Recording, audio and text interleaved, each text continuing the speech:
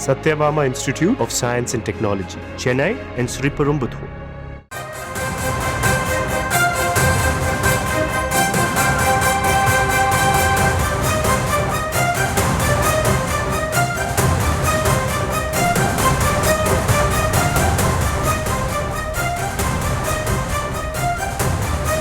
ஈரோடு மாவட்டம் சிவகிரியில் கணவன் மனைவி சடலமாக கண்டெடுக்கப்பட்டிருக்கிறார்கள். விவரங்களை தருகிறார் செய்தியாளர் சக்திவேல். வணக்கம் சக்திவேல், இந்த கொலை தொடர்பான முழு விவரங்கள் வழங்கலாம்.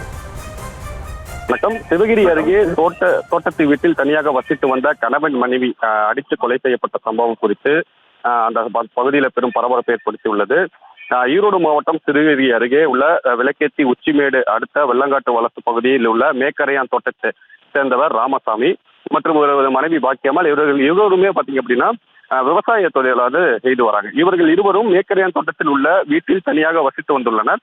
இவரது மகன் முத்தூர், அதாவது திருப்பூர் முத்தூர்ல குடும்பத்துடன் அவர் அங்க தங்கியிருந்து தொழில் செய்து வசித்து வருகிறார். இந்நிலையில தோட்டத்தில் தனியாக வசித்து வந்த அந்த முதியவர் கணவன் மணி இருவரும் கடந்த 2 நாட்களாக அவர் மகன் தொலைபேசியில் தொடர்பு கொண்டிருக்காரு. அவங்க இந்த தொலைபேசியில் தொடர்பு கொள்ளும் போது இவங்க அப்பா அம்மா யாருமே இந்த போனை எடுக்கல. இதனால பாத்தீங்க அப்படின்னா சந்தேகமடைஞ்ச அந்த அவரு நிலையில நேற்று இரவு அருகில் இருந்தவங்கள சென்று பார்த்து தனது பார்க்க சொல்லியிருக்காரு. அப்ப பார்க்கும் போது ராமசாமி வீட்டிற்குள்ளேயும் மனைவி பாக்கியம்மாள் வீட்டிற்கு வெளியும் கொலை செய்யப்பட்ட நிலையில் இருந்தது தெரிய வந்துள்ளது. இது குறித்து தகவல் அறிந்த ஈரோடு மாவட்ட எஸ்பி சுஜாதா மற்றும் சிவகிரி எஸ்எஸ்ஐ அர்ஜுனன், பெருந்துறை டிஎஸ்பி கோபாலகிருஷ்ணன் மற்றும் போலீசார் சம்பவ இடத்திற்கு சென்று ஆய்வுகளை மேற்கொண்டு தொடர்ந்து விசாரணையில் ஈடுபட்டு வருகின்றனர்.